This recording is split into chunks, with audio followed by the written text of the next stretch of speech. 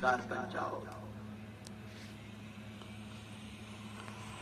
میرے پیارے آقا صلی اللہ تعالی علیہ وسلم کے پیارے دیوانوں، ماہ رمضان المبارک کے روزے مومنین پر اللہ رب العزت جل جلالہ نے فرض فرمائے۔ روزہ ایک عظیم عبادت ہے، روزہ ارکان اسلام میں سے ہے، لیکن دیگر عبادات کے مقابلے میں روزے کا معاملہ بہت مختلف ہے۔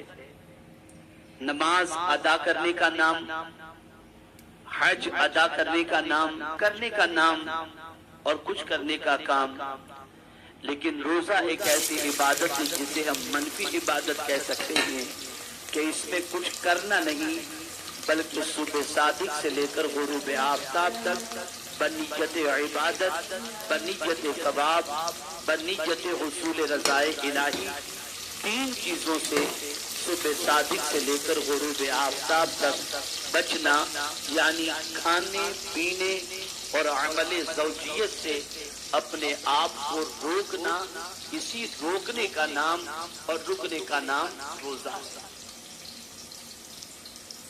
صوم کے معنی رکنے کے ہوتے ہیں۔ میرے پیارے آقا صلی اللہ علیہ وسلم کی بارگاہ بیکس بنا میں عرض کریں کہ میرے کریم راتوں کے اندر عبادت کے ثواب کو تو نے بڑھا دیا، اور ماہ رمضان المبارک کی قدر والی رات میں تو نے نزول قرآن کا اہتمام کیا۔ اے میرے کریم، تیرا وہ بندہ جو اس مقدس مہینے کو پائے، تو اس مقدس مہینے کی عبادت و ریاست کے لیے اسے توانائی کی ضرورت ہوتی ہے، اسے طاقت کی ضرورت ہوتی ہے، اسے سکون کی ضرورت ہوتی ہے۔ بھوک انسان کو مضطرب کر دیتی ہے، پیاس انسان کو بے قرار کر دیتی ہے، جذبات انسان کے مضمحل ہو جاتے ہیں۔ جب جذبات کی تسکین نہیں ہوتی تو انسان مضطرب ہو جاتا ہے۔ اے میرے کریم، جس ماہ رمضان کی چاند رات کو تو نے شیطان کو قید کر دیا، وہ تیرا بندہ، اس کے لیے تو نے شیطان کو قید کیا ہے تاکہ اسے ورغلا نہ سجاد المبارک میں دن بھر اگر روزے سے رہا، بھوکا رہا، پیاسا رہا، تو رات میں تیری بارگاہ میں جبین نیاز کو کیسے چکائے گا؟ تو میرا کریم اپنے بندوں کو جواب دے گا، نادان، قوت بھی دینے والا میں ہوں اور بھوک اور پیاس کے باوجود توانائی عطا کرنے والا میں ہوں۔ میں پوری دنیا کو ایک مزاج دینا چاہتا ہوں۔ اے روئے زمین پر بسنے والے انسانوں، تم میری بات مان کر کے دیکھو، تمہارے جسم میں توانائی کی روح میں پھونک دیا کروں گا۔ تم بھوکے رہ کر کے دیکھو، عبادت کی توفیق میں تمہیں عطا کروں گا۔ میرے پیارے آقا صلی اللہ تعالی علیہ وسلم کے پیارے دیوانوں، خالق کائنات جل جلالہ نے ماہ رمضان المبارک کے روزے فرض فرمائے۔ اللہ اکبر۔ میرے پیارے آقا صلی اللہ علیہ وسلم کے پیارے دیوانوں، یہ کہہ دیا جاتا کہ غروب آفتاب سے لے کر صبح صادق تک کھانے پینے اور عمل زوجیت سے اپنے آپ کو روکو، اس کا نام روزہ ہے، لیکن نہیں، روزے کے حوالے سے فرمایا گیا صبح صادق سے لے کر غروب آفتاب تک اپنے وجود کو ان تین چیزوں سے روکو۔ اے میرے کریم، آخر اس کی وجہ کیا ہے، اس کا سبب کیا ہے؟ تو میرا کریم جواب دے گا، میرے بندے، رات کی تاریکی میں تو کسی بھوکے کو نہیں دیکھ سکتا یا کسی کھانے والے کو نہیں دیکھ سکتا، اور رات کی تاریکی کے اندر کسی مشروب کی طرف تیری نظر نہیں اٹھ سکتی، کسی شربت کو تو نہیں دیکھ سکتا۔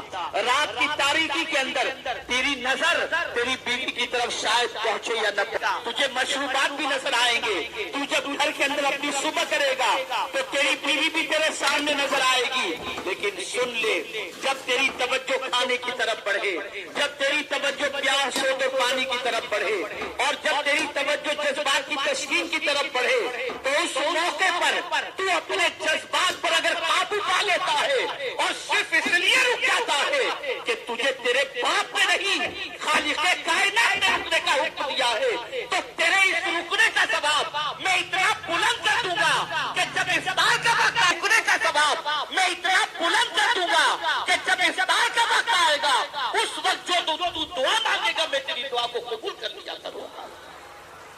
اے رسول عبادت سے پہلے دعا کیا کرتے تھے، اے اللہ ماہ رمضان نصیب فرما، اس کو ہمارے لیے سلامتی والا بنا اور ہمیں ماہ رمضان میں سلامتی عطا کر، تاکہ ہم اس ماہ مبارک کا احترام بھی کر سکیں اور تیری عبادت کا حق بھی ادا کر سکیں۔ فرض نہیں کیا ہے کہ روزہ فرض کر کے کچھ اس کے کارخانے قدرت کے اندر اسٹاک کو بیلنس کرنے کا معاملہ ہو، نہیں، بلکہ روزہ اس لیے فرض کیا گیا تاکہ بندہ متقی بن جائے، تاکہ بندہ پرہیزگار بن جائے۔ یہ بات ہمیشہ کے لیے ذہن میں رہے کہ وہ زیادتی کرنے کی بھی سوچتا ہے، وہ افراتفری کا ماحول پیدا کرنے کی بھی سوچتا ہے، وہ تہس نہس کرنے کا ماحول پیدا کرنے کی بھی سوچتا ہے۔ پیاسا انسان اور بھوکا انسان زمین پر فساد برپا نہیں کرتا، زمین پر پریشانیاں پیدا نہیں کرتا۔ آپ جس کا پیٹ بھرا ہو اسے دیکھیں، وہ زمین کے اوپر ظلم کرتے بھی نظر آئیں گے، وہ زمین کے اوپر افراتفری کا ماحول قائم کرتے بھی نظر آئیں گے۔ کبھی آپ نے کسی ایسے شخص کو دیکھا جو بھوک سے لاغر ہو، جو بھوک سے ناتواں ہو، جو پیاس سے ناتواں ہو، وہ کبھی کسی پر ظلم کرتا ہو، کبھی کسی پر زیادتی کرتا ہو؟ کبھی ایسا نہیں ہو سکتا۔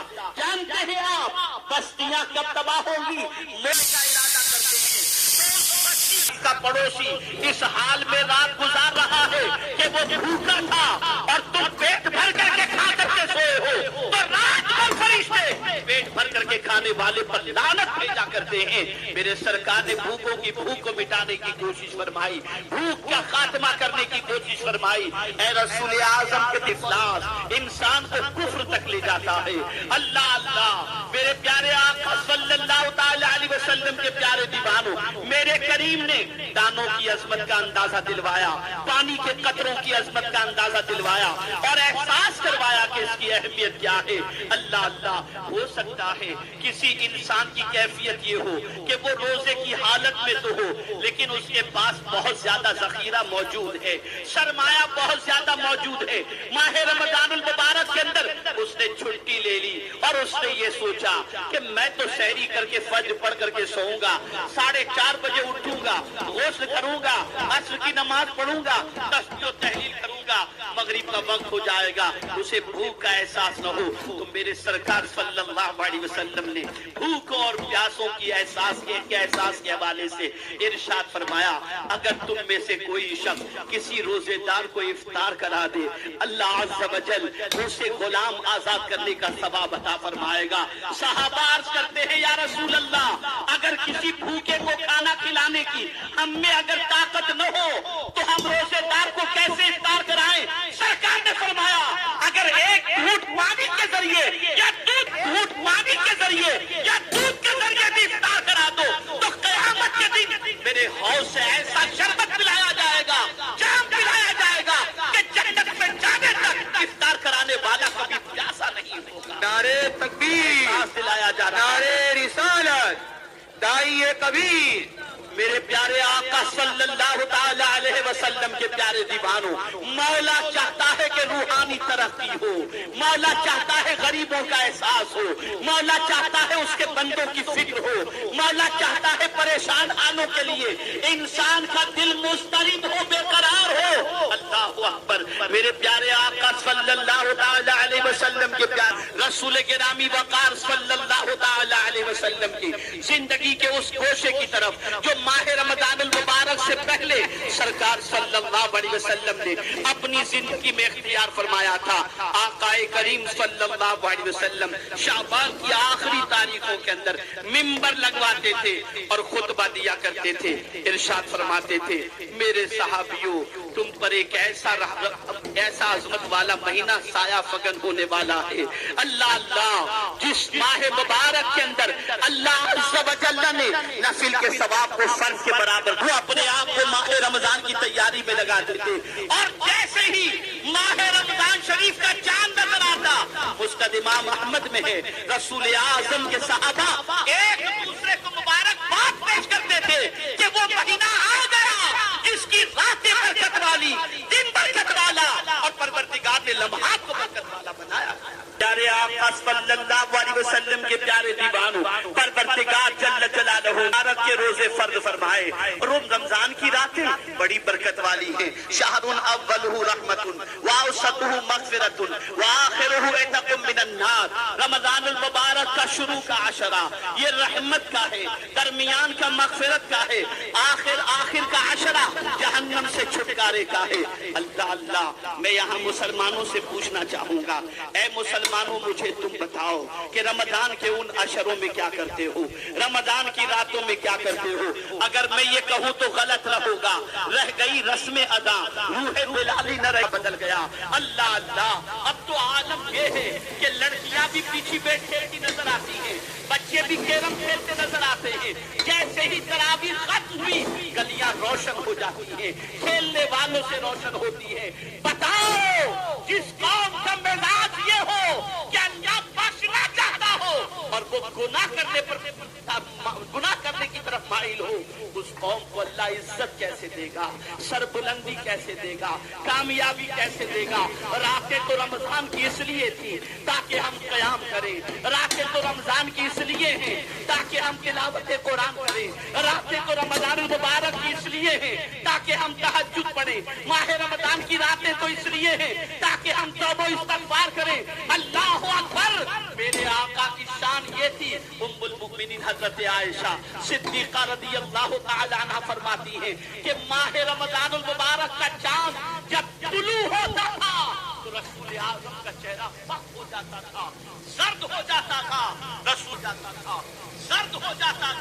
رسول اعظم سے پوچھا جاتا آقا یہ چہرے کا رنگ کیوں متغیر ہو گیا؟ جواب میں حضور فرماتے مقدس مہینہ تو آ گیا، پتہ نہیں اس مہینے میں ہم عبادت کا حق ادا کر سکیں گے یا نہیں. اللہ اکبر اللہ اکبر. ذرا سوچو آج کے اس عظیم الشان اوپر میں سنی اجتماع کو ایک انقلابی اجتماع بنا، ایک تبدیلی کا اجتماع بنا دو.